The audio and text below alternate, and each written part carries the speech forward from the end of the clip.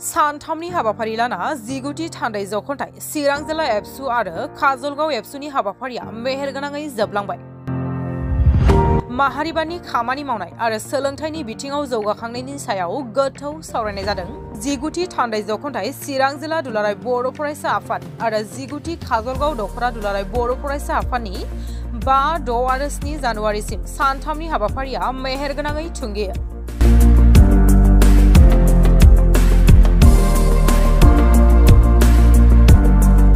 चिरां जिल्ला एबसुआ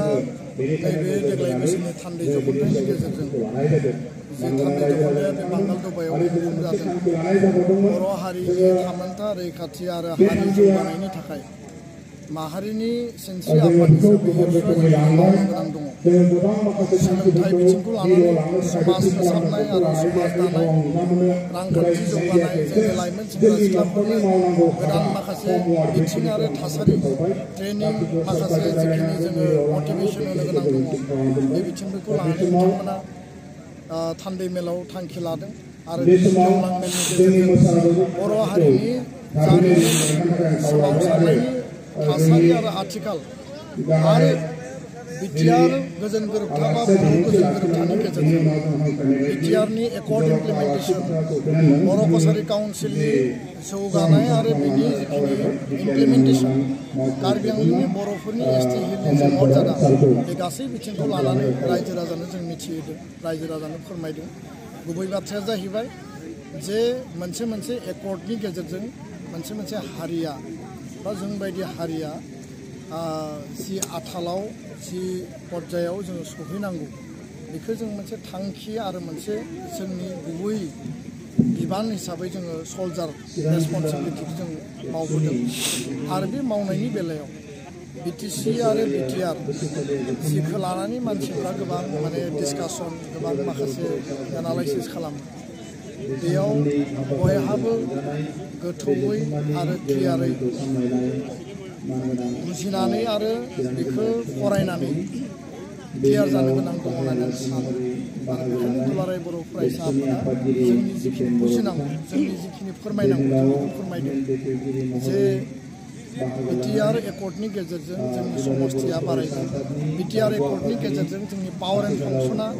बारायगोन, थाखानाय जि BTCनि 39 बे बारायगोन, 42 जागोन, थाखानाय BTCनि जि 46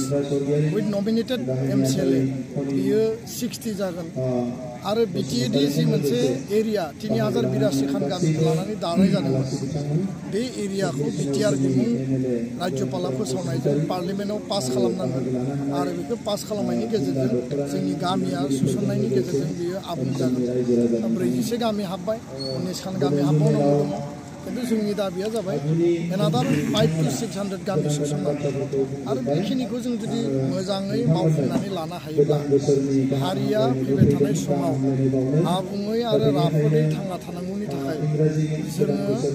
एनादार मोनसे जोंनि जि मावनो गोनां, जोंनि जुजिनो गोनां, जोंनि जि जोबथा आल्टिमेट जि थांखि, बे थांखिसिम जोङो सहैनो हागोन। बेखायनो बे बाथ्राफोरखौ रायजो राजाजों सावरायबाय आरो रायजो राजाया बेनि सायाव मोनसे मिथिनो थाखाय नेनानै दंमोन। बिथांमोना बेनि सायाव गोजोननायखौ फोरमायदों। जों नुनो मोनदों गुन उत्सबनि जिखिनि आनजादनि जिखिनि प्रश्न बर' मिडियामनि जिखि जानांगौ, बे इंलिस मिडियाम फैदों, सानखान्थियारि साइन्सनि। दा बे प्रब्लेमा जिखि बर' मिडियामजों फरायनाय फरायसाफ्रा प्रब्लेम जादों होननानै जों खौरांखौ मोनदों। दा दुलाराय बर' फरायसाफोर बेनि स्टेटमेन्टआ मा जागोन? जोंनि स्पष्ट क्लियार बाथ्रा। गिबि बाथ्राया जाहैबाय जे राष्ट्रीय शिक्षा नीतिया नेशनेल एजुकेशन पलिसिया बुंदों जे बिमानि रावजों सोलोंथाइ लानो हायो आरो मादार टां मिडियामजों एजुकेशन लानायखौ बेयाव बांसिन प्रिफारेन्स होयो। आरो बेबायदिनो भारत सरकारा दिनै गुबुन गुबुन रायजोआव बिमानि राव बाहायनाय, बिमानि रावनि मिडियाम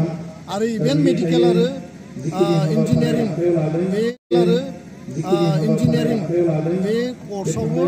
मादार टां मिडियाम सोसननायनि थाखाय खामानि मावदों। नाथाय बिनि उल्थायै आसाम सरकारा क्लास 6आव मेथ्स आरो साइन्सखौ इंराजि थिसननो जाबफिननो बा बेयाव कम्पालसरि जि मोनसे डमिनेन्स आरो मोनसे जि नारसिननाय बे खालामनायनि उल्थायै जोंनि साहित्य सभाया स्ट्रंलि जों अपोज खालामो सरकारजों जों रायलायबाय सरकारा कमिटमेन्ट होदोंमोन जे इंराजि जाबसिननायखौ जों कन्टिनिउ खालामला नोंथांमोना बर'जोंनो आनजाद लिरदो 6 दान इउनिट टेस्ट जोङो बेखौ जोंनि फोरोंगिरि जोंनि फरायसा फरायसुलि बयबो बे आनजादखौ लिरबाय किन्तु गुणोत्सव जि खुंनो दा सोलिगासिनो दङ बे गुणोत्सवआवसो सरकारनिफ्राय इंराजि रावजों मेथ्स आरो साइन्स क्लास 6निखौ कुइसन पेपार दैथायहरनायखौ जों नुबाय आरो बेखौ लानानै जोङो बे जि एग्जाम बेखौ जोङो टटेलि अपोज खालामदों जोंनि टारगेटआ जोंनि गथ' गथायफोरखौ कनसिडार खालामनाय डिसक्रिमिनेसन खालामनाय नङा किन्तु बिथांमोनखौ जोङो बुंदों जे नोंथांमोना क'अपारेट खालाम टिचारखौ बुंदों गार्जेनखौ बुंदों आरो बिनि थाखाय गोदानै खुंफुंनांगौनि थाखाय जि सरकारा दायित्व बेनि थाखाय सोलोंथाइ मन्थ्रि रनज पेगुजों रायलायनाय जादों बर' मिडियामनि कुइसन पेपार साफायनानै बिथांमोना गुणोत्सवखौ क्लास 6नि थाखाय खुंफिननांगौ आरो दुलाराय बर' फरायसा आफाद बर' थुनलाइ आफादा इंराजि मिडियामनि बिरोधि नङा बा इंराजिनि बिरोधि नङा बर' मिडियाम फरायनानै इंराजि मोजां सोलोंनाय हिन्दी मोजां बुंनो हानाय बे परिबेसखौ खालामनांगौ आरो लोगोसेनो गुणोत्सवखौ गोदानै खुंफिननांगौ बे स्टेटआ क्लियार क'क्राझार आरो उदालगुरियाव जालांबाय बाखि आद्रा थानाय जिल्लाफोरावबो जोंनि स्टेटआ क्लियार आरो आसाम सरकारा गोदानै बे गुणोत्सवखौ क्लास 6निखौल' गोदानै खुंफिननांगौ बे खुंफिननांगौनि थाखाय जोङो दाबिखौ लाखिगोन आरो बिथांमोना बिनि थाखाय माने बाध्य दुलाराय बर' फरायसा आफादा माहारिनि सम्पद बेखौ जोथोन लानाय बेखौ मोजाङै बाहायनाया बर' माहारिनि दायित्व कर्तब्य दुलाराय बर' फरायसा आफादनि जोनोमनि थांखियानो बर' माहारिखौ बुहुमाव गेरेमसा हिसाबै दानाय बे मिजिंखौ लानानै दिनैसिम जागायनायनिफ्राय मावगासिनो दङ इयुनावबो मावलांबाय थागोन दुलाराय बर' फरायसा आफादाव थानानै गोबां बर' सुबुङा गोबां रोंबोबाय समाजनि खामानि मावनो सोलोंबोबाय दिनै राजनितिकआव थांनानै दिनै गोबाङानो राजनितिक दैदेनगिरि जालांबाय दिनै देशनि दैदेनगिरि जालांबाय बे मोनसे सर्स अफ माने फैबाय थानाय समावहाय जाथिजानायनि सर्स गतिके दुलाराय बर' फरायसा आफादखौ जोथोन लानाया बयनिबो दायित्व दुलाराय बर' माहारिखौनो खावलायो जे दुलाराय बर' माहारि बयबो जायखि जेरावखि थाया मानो दुलाराय बर' फरायसा आफादखौ जोथोन लानायाव खामानि मावनांगौ मदद होनांगौ बोसोरफ्रोमबो बिथांमोना बोसोरारि जथुम्माखौ बोसोरनि गेजेराव सावरायनाय जायो मा मा मावनाय जाखो मा मा मावनो हाबावखो फैबाय थानाय समाव मा मा मावो आरो बे गासैबो सावरायनाय बाथ्राफ्रा जाथि दानायनिनो बाथ्रा ओंखायनो बे गोबां मोनसे थासारिनि गेजेराव खामानि मावनानै नाजाबाय थानाय जायो दिनैबो चिरां जिल्ला दुलाराय बर' फरायसा आफादा सानथाम मेलानिफ्राय खामानि मावबाय जेब्ला मेलाव बिथांमोना जेरैबायदि फोसावबाय दिनै डेलिगेट बिथिङाव फैबाय थानाय समाव मा मा मावगोन बेखौ रायजोनि दिनै बिथांमोना फोरमाय बेबायदिनो जोंनि जाथि दानायनि खामानिया सोलिलांबाय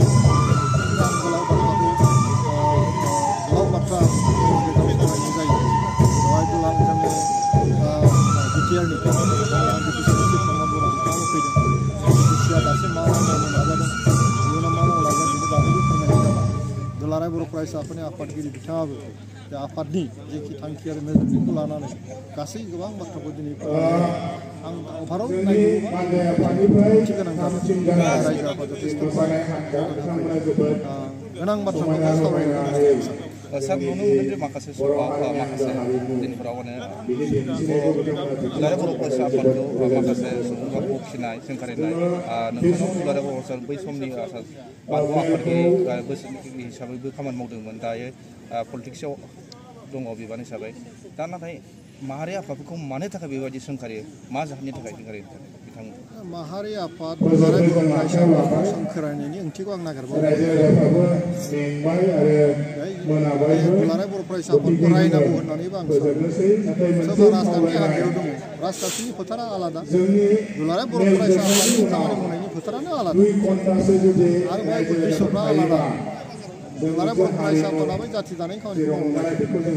राजनिति हान्जाफ्रा जाबाय नों राजनिति पावारखौ लानानै रायजोनि खामानि बेवहाय आरो दावराव जानांगौनि मा खोथा खोथाया जाबाय मा जाय बेक्तिया दुलाराय बर' फरायसा आफादनि बेकग्राउन्ड दुलाराय बर' फरायसा आफादा जाथिजों मा सोमोन्दो दं जाथिनि थाखाय मा मावनो नाजादों बे बाथ्राखौ मोजाङै मिथिनोबो नाजायाखै मिथियाखै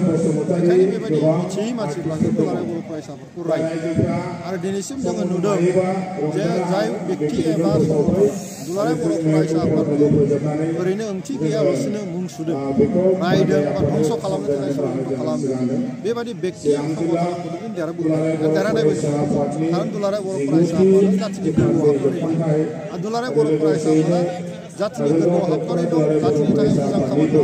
मावलांबाय थानायनि थाखायनो दिनै रायजो राजाफ्रा मोजां मोनो बर' मानसिफ्रा सोलोंनायनि दुलाराय बर' फरायसा आफादखौ रायोबा गाज्रि मोनजागोन गतिके आं खावलायो गाव गावबागाव जेराव बिबानखौ मावलायो दुलाराय बर' फरायसा आफादखौ मावनो हो मावनाया मा जाथिनि थाखाय मावो बेवहाय नोङो राजनितिनि मानसिफ्रा राजनिति फोथाराव थानाय खामानिखौ मावलांबाय थागोन गतिके बेबायदि गाज्रि थासारिनि गेजेरजों दुलाराय बर' फरायसा आफादखौ धंस खालामनो आरो सोलिबोखायाखै इयुनावबो सोलिनाय नङा बिनि अनगायै जोङो दुलाराय बर' फरायसा आफादखौ हानायमानि बयबो जोङो